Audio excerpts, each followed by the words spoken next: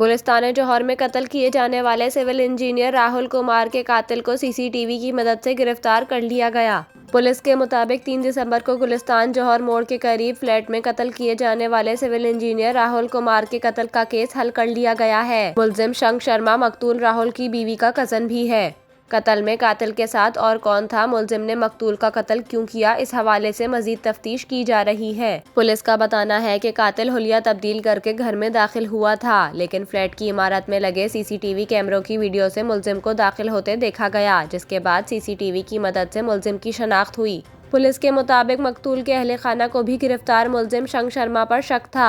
शंख शर्मा ने मकतूल राहुल का तेजधार आले से गला काटकर कत्ल किया, जबकि मकतूल की बीवी ने कत्ल की इत्तला देर से पुलिस को दी और वाक़ये को डकैती का रंग देने की भी कोशिश की।